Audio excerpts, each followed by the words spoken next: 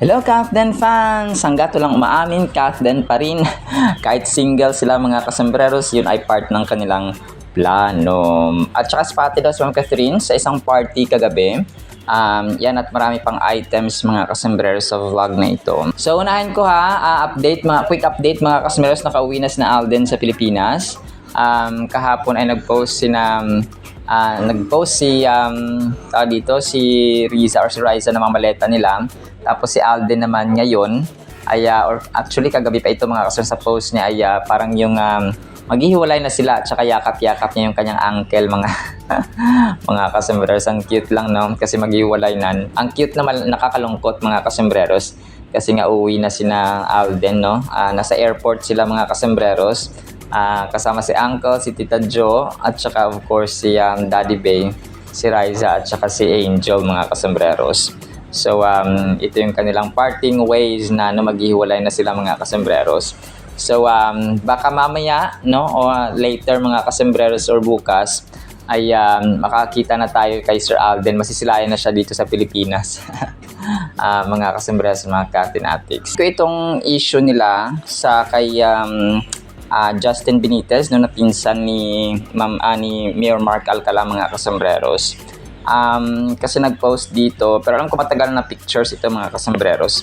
And alam naman natin na matagal na no na magpinsan talaga ito si Justin Benitez at saka si Mayor Mark Alcala mga kasembreros. So si Justin Benitez sa tinagal-tagal na niya kay Ma'am Catherine ay trabaho no ang kanyang pakay dito.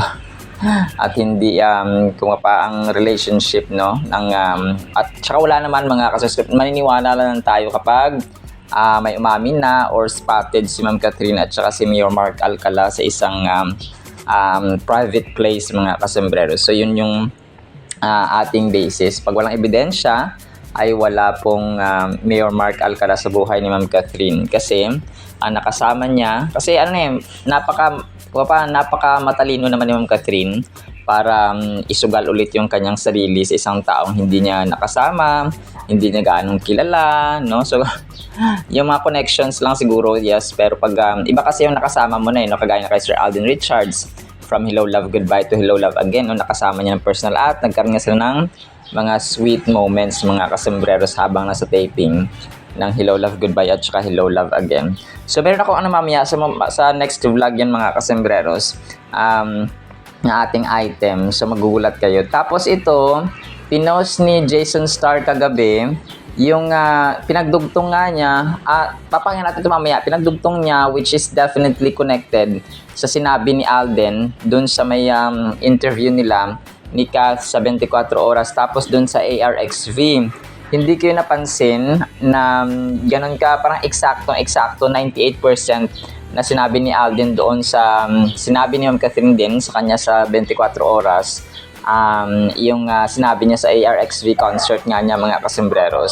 And yun talaga natutuwa ako sa mga comments kasi nung pinost ito ni Jason Starr kagabi 8 hours ago, sabi dito ng iba ay Kathden lang kayo na habang buhay no? Sabi dito na yung isa ay Alden, good person, sana sila na nga ikasal ngayong taon, forever, bagay sila, maedad na talaga Kathden, okay na sila magkapamilya. Tama no? Tama na, nasa tamang edad na sila mga kasembreros. Sabi pa ng isa, sana kayo na habang buhay Kathden, amazing, sabi pa ng isa. Yes, Tisoy, ikaw na nga ang lalaking para at bagay kayo, bagay sa iyo si Catherine, hindi ka naiiyak sa kanya. Tama no? So tama, nababasa rin ng mga Kathinatics mga kasembreros. So ang daming likes ito for 600 likes mga kasembreros itong post ni Jason Starr mga kasembreros. Sabi ng iba, tama Jude. Tama daw, tama talaga no, sabi niya sa Bisaya. Kathden forever no, sabi ng isa dito. So marami nag-agree mga kasembreros, which is definitely true. Kasi kapag nag-uusap kayo, nakukuha mo yung idea ng isa eh. Kunwari, yung mannerism ng isa, nakukuha mo. So parang gano'n nangyayari sa Kathden mga kasembreros. Sabi ng isa, wow, okay, nag-gets ko na. Sabi ng gano'n, Kathden forever. Sana kayo na talaga, ano ba talaga? Tapos Kathden, yan yung nag-cheat sa ex eh. Sabi Sabi ng isa dito. So, team panatag tayo mga kasembreros. And then ito, next item natin. So, spotted daw no, si Ma'am Catherine kagabi sa isang party kasama si Nadine, no? Nadine Lustre, mga kasembreros. Dito ay naka-white si Ma'am Catherine, tapos parang may kumukuha ng picture sa kanila or video, mga kasembreros. Tapos maliban doon, sa harap nila ay meron pa sa gilid. Tapos yun. Pero ito po ay throwback, mga kasembreros. I think this was part of Ivy's event. No, if I'm not mistaken, ay yung 15th anniversary ba ng Ivy Clinic, mga kasembreros. Pero hindi parang hindi ko ma-sure, mga kasembreros. So pero maraming artista dito na yun nga kliyente ni Ma'am Ivy Clinic. So yun nga tama. Ivy, tama. Confirmed, mga kasembreros, nakalagay pala dito. 15th anniversary ng Ivy Clinic, mga kasembreros, ni Dr. Ivy Teo. So matagal na ito, no, na ngayon po ay tahimik talaga si Ma'am Catherine sa kanyang private life. So yun yung kanyang natutunan din kay Alden. Na yun nga, si Alden yun ay sobrang tahimik, mga kasembreros. Makita mo mga post niya talagang limited na, no, hindi na kagaya dati ng na sobrang dami, mga kasos. Pero malamang, no, baka later na niya ipopost, mga kasembreros, para hindi gaanong halata yung yung mga niya, mga kasembreros. Pero yun talagang pareho silang private, no, and yet very peaceful at saka tahimik ang kanilang buhay. So mas maganda ng ganun, mga kasembreros, no, kasi para hindi gaanong masawsawan at mahaluan ng mga issues, mga kasembreros. Tapos yung ABS-CBN 3 hours ago, yun, nag-flash na sila ng kanilang channel TV. Parang may TV box sila, mga kasembreros, sa All TV, na kung saan mapapanood ang kanilang mga mga palabas, mga kasus. Pero sana hindi na palabas dito kay Ma'am Catherine tsaka kay James Ria. So pag-uwi at pahinga muna, buksan lang ang TV at manood sa Kapamilya Channel sa All TV. Scan na ang TV box. So kailangan mag-scan na ng TV box, mga kasembreros. Tapos ito, next item natin, yung post dito ay talagang trending itong McDo ni Sir Alden, no? 5 hours ago, grabe na talaga si Alden Richards, kakaiba ang kanyang McDonald's branch. Ito ay classic at historical design. Wow na wow nga naman talaga. So post ito ni Yukina Chan, mga kasembreros. So marami talaga ang napanganga dito sa design ni Sir Alden, mga kasos. Marami, no? Kagaya dito, 8 hours ago, si Vlogger Jin. Trending nga ngayon ang bagong McDonald's branch na pinatayo ni Alden Richards. Parang bahay na bato ang design. So tama, no, na-emphasize na rin natin ito ng maraming beses, mga kasembreros, sa ating vlog, no. And then ito, si Vice Ganda at si Daniel Padilla naspatan, no. Parang kinongratulate ni Carla Estrada at Daniel Padilla si Vice Ganda nung pagkapanalo niya na Best Actor sa Metro Manila Film Festival nga, no. Tapos syempre, no, yung iba kinokonek kay Ma'am Catherine, pero ito sila magkaibigan ng mga kasembreros. So pero si Ma'am Catherine lang talaga personally ay hindi, at saka si Vice Ganda, si Daniel Padilla, magkaibigan talaga to sila kahit wala si Ma'am Catherine sa picture, or kahit wala siya sa kanilang dalawa, kasi nagkasama na rin sina Daniel Padilla at Vice Ganda sa mga pelikula. And of course, no, isang network sila, mga kasembreros, and best friend sina Carla Estrada at si Vice Ganda. So okay lang to, no, wala namang issue na dito na naspatan sila or nakitang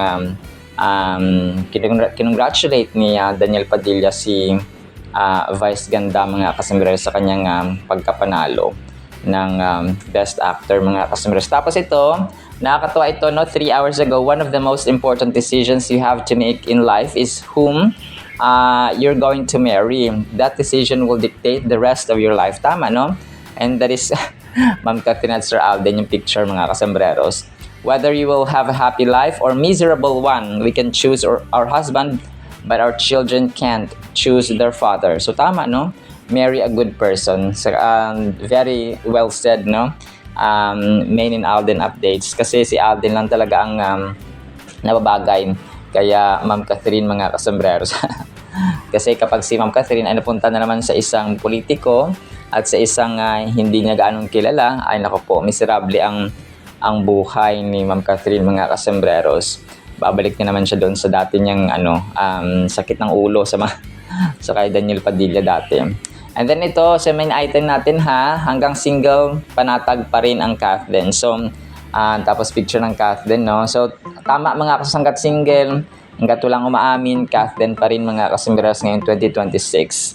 So, nakita talaga natin, doon talaga ako nahihiwagaan. And marami ang nahihiwagaan na naging tahimik talaga, no? Yung Instagram story, yung mga events ni Ma'am Catherine, di ba dati talagang mahilig siya sa mga party or sa mga gala-gala. Inisip ko nga yung na gumala sila sa after New Year, no, ng kanyang glam team, pero hindi. Pero tingnan natin, no, yung mga next na gumala naman sila, no, pero hindi ganun ka bongga nung kasama nga niya si John Valle, mga kasombreros. So, tapos limited lang talaga ang picture-picture, no? Or video na lumabas, mga kasombreros. Patungkol nga sa paggala-gala or party-party or kung saan man pumunta sa mga Pero siguro, sa bahay lang talaga siya, mga kasombreros. So, yun po. Tapos ito, 23 hours ago, Pinoy News Central, Catherine Bernardo revealed that she was completely unaware of her mother Min Bernardo's involvement as an executive producer for the 2025 Metro Manila Film Festival entry Unmarry. So, yung Unmarry pala, mga kasombreros, nalaman ko na kay pala to dapat, no? Kay Judy Ann Santos at saka kay Piolo Pascual in-offer, no? Piplay ko nga rin tong kay mamaya. Kaya OG Diaz, na para marinig nyo. Kung interesado lang kayo na pakinggan, mga kasombreros, yung about sa So sa kanila pala in-offer, no? Una, mga kasombreros, kay Piolo Pascual at kay Judy Ann Santos. Pero siguro conflict kung kaya sina Angelica Panganiban na lang at saka si Zanjo Marudo yung tumanggap or inoferan, mga kasombreros, ng Unmarry.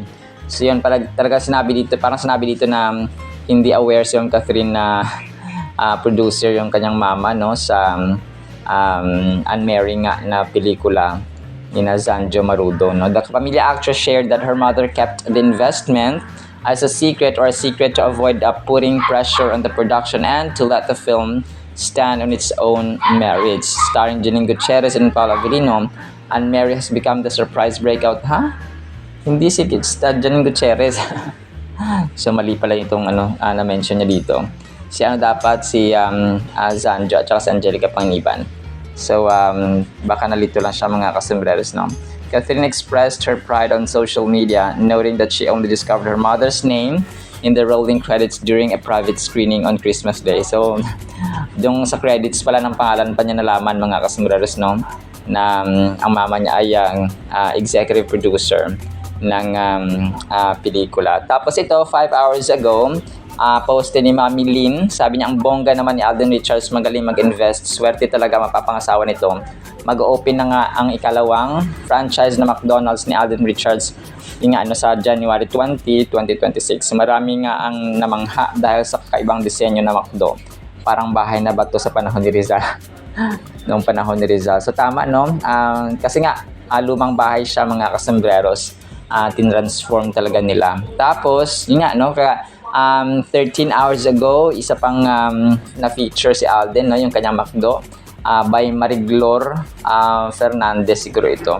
Heritage vibes sa fast food. McDonald's na pagmamayari ni Alden Richards sa Santa Rosa, Laguna. Umani ng samot-saring reaction mula sa netizens ang McDonald's branch na pagmamayari ni Alden Richards sa Santa Rosa, Laguna. So, yun, talaga nagulat. Marami kasi bahay na luma. Tapos naging instant na sikat na franchise na McDonald's, mga kasombreros. Sino mag-aakala, ang galing ng disenyo na kanilang ginawa dito. Tapos ito, 3 hours ago, when the love team of Kathniel got dissolved, Francine Diaz was believed to carry the mantle of Catherine Bernardo but as of now, we have not seen her acting skills matching that of Catherine. Parang kinampara nila si Francine at saka si Kath, mga kasembreros. Her tandem with Seth Fideline Franca is mostly not the main protagonist but supportive love team. We are anxiously waiting for her and her tandem partner to carry the mantle. So, unti-unti, no? Kasi bata pa naman itong Francette, mga kasembreros. Unti-unti na silang, unti-unti itong mahasa sa larangan ng acting, mga kasembreros. Kasi bata pa naman sila. Uusbong yan sila kapag nasa 20 plus or nasa 30s, mga kasembreros. Pero malamang 25 and up, no? Ganon. So, pwede siya. Kasi hindi naman, wag naman natin i-pressure, no? Yung ganon. Pero magaling naman kasi marami ng awards actually ang Francette, mga kasembreros, nung sa kanilang mga pelikula na ginawa na. Kasi may mga nagawa na naman sila na pelikula, no, mga kasembreros. Ito, kinonect nila yung grapes na kinain ni Catherine nung sa New Year's ng 2024. Kaya pala lagi itong ginagawa ni Catherine Bernardo. Kaya pala sobrang yaman ni Catherine Bernardo. May paritual pa pala tuwing New Year, smiling laughing emoji.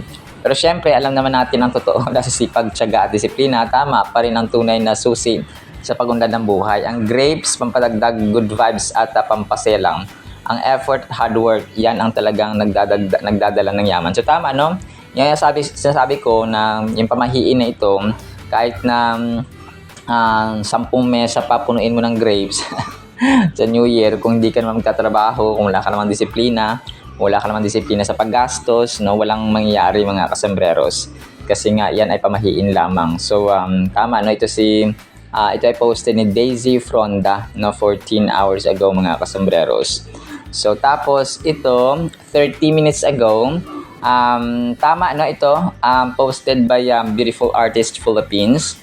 Sabi niya, mas lalo na pag may movies or series siya. Kasi may nakalagay dito na caption, or parang post, no, na isang fan. Sabi niya, imagine, she didn't had any project in 2025, but she's still relevant and talk of the mass. Catherine Bernardo is indeed a superstar. How much more if she made movies, series, and any other project in 2025. But 2026 is much more anticipated for her. So tama, no? Parang sali ko na to sa isang vlog ko, itong post na ito. Pero ni-repost ng isang vlogger, no? Kung kaya sinishare ko ulit, mga kasembreros, sa ating mga items. Tapos ito, 22 hours ago, si Arnaidas Vlogs ay bumati rin siya, no, ng happy birthday kay Queen Mother. Happy birthday to our Queen Mother, no, Tita Min Bernardo. So kahapon, no, January 5, 2026. Siguro pag nag-asawa ito si Ma'am Catherine at saka si Sir Alden, yung birthday ni Mami Min at saka ni Alden, iisahin na lang nila para mas bongga, mga kasembreros. Wala talaga, kung parang aantayin natin yan, mga kasembreros. Tapos ito, si Kath, ginawang Instagram story daw ni Kyla Estrada. So, post ito ni MZ Poch, no? Okay naman talaga sila, ibang fans lang hindi. Kyla IG story. So, ito ay pinost ni, siguro, yung ibang mga ABS-CBN artists ay ni-required sila ng management na i-post yung kanilang, yung kanilang hindi naman station ID, yung kanilang ginawang, yung kanilang parang Christmas party special or bagong tama na parang Christmas station ID. Parang station ID na lang siya, mga kasusin, kahit hindi siya Pasko. Yung bago nilang video nga na kasama sina Coco, Vice, and then yung the rest of the ABS-CBN talents, mga kasembreros. So required siguro ang lahat, no, kung kaya pinost din ito ni Kyla Estrada sa kanyang Instagram story. At hindi lang of course, no, hindi lang si Kath ang andito sa video na ito, alam natin kasi marami sila, no, yung ABS-CBN artists, mga kasembreros. So and siguro, no, personally wala naman sila, yung mga tao lang talaga yung nagpapaaway at saka nagkukumpara kay Ma'am Catherine at saka kay Kyla Estrada, mga kasembreros. So alam naman natin kasi 'di ba, yun yung parang trend, yun yung parang uso no sa Philippine showbiz, yung fandoms, grupo ng fans ni ganito, grupo ng fans ni ganyan, mga kasembreros. So yun po no. And then ito na naman yung feng shui na ito ha, kasi Sir Alden daw ay mag-ingat no sa biyahe. Pinag-iingat sa biyahe, mga kasembreros, or masashock kay Alden. So ngayong 2026 daw, may shocking truth daw about kay Alden. So 9 hours ago, posted by Bandera, binigyan ng warning ng isang feng shui expert ang Kapuso Primetime King and Queen. Kasama si dito, si ang dong yan, mga kasembreros, sina Dingdong at Marian, sa mga external elements na naman, na maaring sumubok sa kanila ngayong 2026. Maging maingat lang po sa accident. So sino ba naman ang hindi mag-iingat? Sino ba naman ang hindi mag-iingat ng mga feng shui na ito? So hindi po tayo naniniwala sa feng shui ha. Naniniwala tayo sa Diyos, mga kasembreros, na kung may mangyari mang mga sakuna or disaster or calamities, approval yun ni Lord. No, it's not just about the elements. May approval ang pangyayari sa ating buhay. Maganda man yan or mabuti. Success man yan or failure, ay pinahintulot yan ng Panginoon. And He has, kumapa, it's about faith, no? It's about pananampalataya. It's not about feng shui. Tapos masashock daw ang masa, no, ang tao kay Alden yung 2026. Mashock talaga yung McDo nga niya. Yung McDo design nga niya sa Santa Rosa, Laguna, ay na-shock na yung mga tao this 2026. Talagang hinaway yung mga feng shui, no? Pero po na hindi mo tayo naniniwala sa feng shui, mas naniniwala tayo kay Lord, mga kasembreros. So yun po, kasi nga kung anong paniniwalaan mo, so yun talaga yung paniniwalaan mo. Yun ang isa sa pamuhay mo, mga kasembreros. Tapos siguro ito last item natin, si Yumi Jane Katug, no, 7 hours ago, nag-post din siya ng kanyang paghanga sa design ng McDonald's ni Pops Alden sa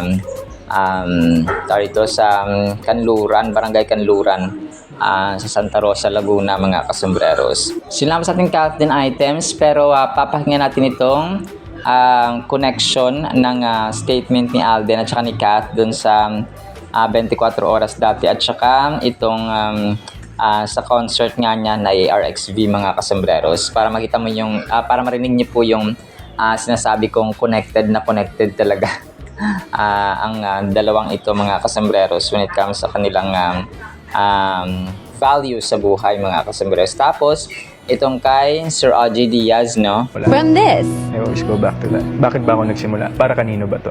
I guess it's the genuinity of the relationship. I think yun yung isa sa mga I look forward all the time with Kat. Kasi it's amazing because hindi lahat kaya. Hindi ko kaya kung paano yung ginagawa niya. So minsan pag napapagod ako, tapos titingnan ko siya, iisipin ko, eto nga, di nagrereklamo. Ang dami, pag kailangan mo ng advice, you just talk to him. And then, one thing that she made me realize is don't take life too seriously. I think siya yung nagpa-realize sa akin niya, it's okay to say no at times. Value your time for yourself, time for your loved ones. Take everything one day at a time. Hindi ka superhero. one battle at a time. One battle at a time. To this. Tinulungan ako. Believe that I could be more in this lifetime. So, sila yung mga lagi kong tinitingnan at times. Minsan pag napapagod na ako, minsan I feel like nothing's making sense anymore. I always go back to these people. I always go back and ask myself the question, bakit ba ako nagsimula? And that makes everything better. Sometimes kasi hindi naman natin maiwasan, lalo ngayon, di ba? In this fast-paced world, parang ang dami-dami ng instances na parang larga lang tayo ng larga sa buhay, tapos nakakalimutan natin yung sarili natin. And minsan, in times like that, in those dark times, I think of these people, and that's the reason why I'm still here. Isa sila sa reason kung bakit nandito pa ako. Ang sabi lang sa akin, unang inialok ang unmarried kina Talaga? Kaya wala pa. Wala pa. Ito ba? Wala pa. Laro pa na. Yung na Piolo Pascual at Judy Ann Santos. Talaga? O ba't hindi natuloy sa kanila? Ayun na nga. Ba't daw hindi natuloy? Ang sabi lang sa akin. Siyempre, tumanggi na yung isa, hindi na rin babagay dun sa isa. Sinong tumanggi? Ay, ayoko na magsabi. Kasi tumanggi yung isa, hindi na rin pumwede yung isa. Kasi nga sila talaga yung comeback nila to eh. Oo eh. Pero syempre, alam mo, hindi naman yan eh kung sino yung first choice or second choice. Ang importante, ikaw ang last choice. So sina Zandu yun at Angelica. At na-pull off naman nila. Ay, oo naman. Di ba? At very iconic naman yung performance nila. Oo. Si Angelica bilang si Celine. Yes. At si Zanjo Marudo naman bilang si... Ano nga pa pala? Si Sancho. Si Dion naman lang, Dion na. Si Lindy yun. Gaga. Ikaw. Sagot ka mo ba? Alam Si Celine. Ayun, nakilala ko na Ivan. Ivan! Oo. Kasi bata si Elio. Si Elio. Oo. Si Gio. Ay, nako. Singer? Alam mo, sa totoo lang, siguro one of these days or in the future, ay magkakasama pa rin yan si Piolo at si Juday. Hindi man dito sa America. Mali mo naman, di ba? May magandang concept. Oo, may magandang concept pa rin ang Quantum, ang Silicon, si Atty. Joji, para maituloy lang tong Juday Piolo. Dahil marami pa rin silang fan. Ay, oo naman. At para po sa ating Word of God ay sobrang kapupulutan natin ito ng aral ha. Ang title po ay Sariling Ambisyon. Bakit kaya? Philippians chapter 2 verse 3. Let nothing be done through selfish ambition. O ito yon. Or conceit, but in lowliness of mind, let each esteem others better than himself. Napaka na ito mga kasembreros ha. Ito po ay talagang applicable at napaka-relevant. Hindi lamang sa ating pamilya, lalong-lalo na sa ating mga public servants, no? Na talagang ngayon ay parang sinisisi ng mga tao, no? Na wala pa rin napapakulong na mga malalaking isda sa ating gobyerno na nagkamal ng bilyong-bilyong pera mga kasembreros. Ang mga nagnakaw ng sardinas, nagnakaw ng bigas, nagnakaw ng 1,000 ay kinukulong. Pero yung mga nagnakaw ng mga bilyon at saka trilyon ay hindi pa rin nakukulong mga kasembreros. Kasi nga meron silang selfish ambition, mga motibo na pang madamot at saka pang sarili lamang mga kasembreros. So nawala na parang ay nako po. Pero panalangin natin na yung issue ng kumapay yung mga dapat managot ay mapanagot ngayong 2026 mga kasembreros. So kung hindi man, alam natin na ang hustisya ay mapababalik ito sa kanyang sariling ruta mga kasembreros at maghahanap ng mga dapat ikulong mga kasembreros. Kasi ngayon talagang kaliwat kanan ang mga ang mga diversion tactics, no? Kino-convert ang attention ng mga tao sa ganito, sa issue ni ganyan, sa issue ni ganito.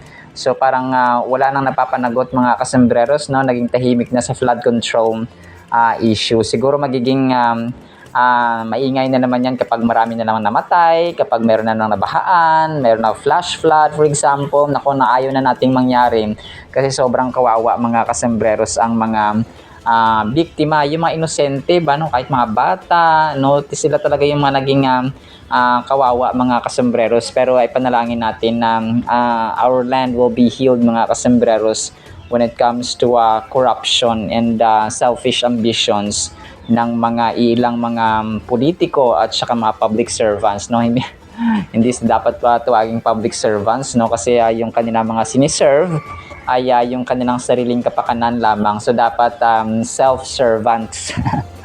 So joke lang po mga kasembreros. So dito si Apostle Paul na nagsulat ng Philippians sa chapter 2 mga kasembreros, or the book of Philippians, sulat niya sa mga taga-Philippi, kung kaya tinatawag sila na Philippians mga kasembreros. And by the way, ang Philippians, no, parang katunog ng Philippines. Ilang letra na lang ay tunog na ng Pilipinas or pangalan ng ating bansa mga kasembreros. So nag-remind siya dito na let nothing be done, no, through selfish ambition or conceit. Ibig sabihin, huwag nating isipin or ang ating mga motibo na sa ating mga gawain, sa ating trabaho, or sa ating mga pangarap na hindi lang sa ating pansarili. Yes, we can have our own goals, we can have our own dreams, pero may mga tao tayong kumaga pa isasama yung ating pamilya, yung ating asawa, anak, kapatid, and so on, mga kasembreros. Kasi walang tao namang nag-iisa sa mundong ito, mga kasembreros. No man is an island. Maaaring sabihin mo na kaya mo na mag-isa magtrabaho kasi kaya mo mag-isa mabuhay kasi nagtatrabaho ka, you earn money, pero hindi natin pwedeng sabihin na tayo lang mag-isa sa mundong ito kasi kapitbahay natin, pag wala tayong mga gamit, pwede tayong humiram for example, or mga kaibigan natin, and so on, mga kasembreros.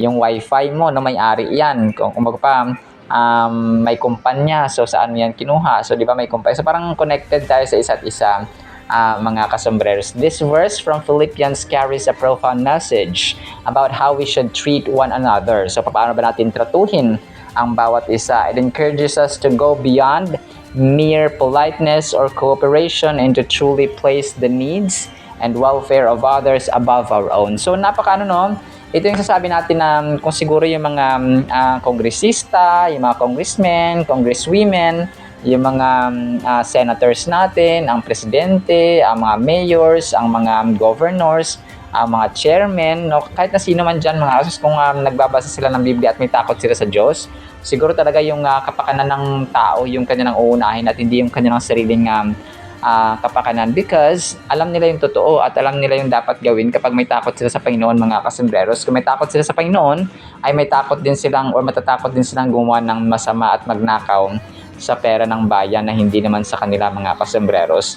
So, when we think of how to apply this teaching, it opens the door to an improved way of living instead of strife, no, yung kaguluhan, and selfish ambition. It tells us to act with humility. So, humility. And ito, hindi lamang applicable, of course, sa ating community, sa ating gobyerno.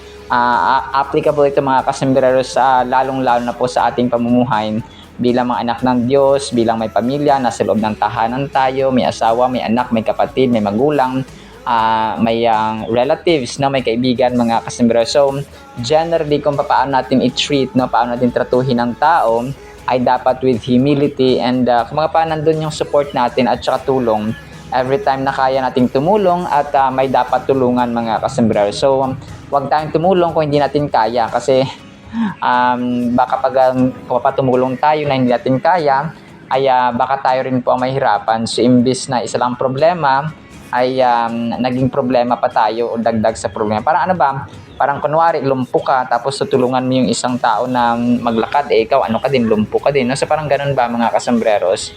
Kung kaya napakahalaga na so kung malaglag yung dalawa, so dalawa pa kayong problema, mga kasembreros. As we consider the essence of humility, we recognize that it is about fostering a mindset that acknowledges our own limitations and flaws. Each of us has a tendency to focus on ourselves, seeking validation and recognition. However, embracing humility means choosing to look outward instead of inward. This shift in focus encourages us to recognize the value in other people. So, pahalagahan natin, especially kapag tayo po ay may inalagaan sa pamilya, yung ating magulang, for example, lolo, lola, o kung sino man dyan na dapat talagaan, special child, for example. So, yung may kailangan talaga. And napakahirap, no? Ako talagang buhay na patotoo na mahirap kapag may inalagaang special child, yung may inalagaang mga matatanda sa bantahanan. Pero sometimes, binibigay sila ng Panginoon, nilalagay sila sa loob ng pamilya natin so that our faith will be tested, our patience can be tested, our love and care will be tested, no? So, ganun siya, mga kasembreros. So, the more na humahaba yung ating pasensya, the more na humahaba yung ating pag-ibig, yung ating love, the more na humahaba yung ating, or gumaganda yung ating character, mga kasembreros, no? So, we grow not only as individuals, but as a community when we consider others as needs and feelings. This is especially important when the community of believers, where we come together to support and uplift one another.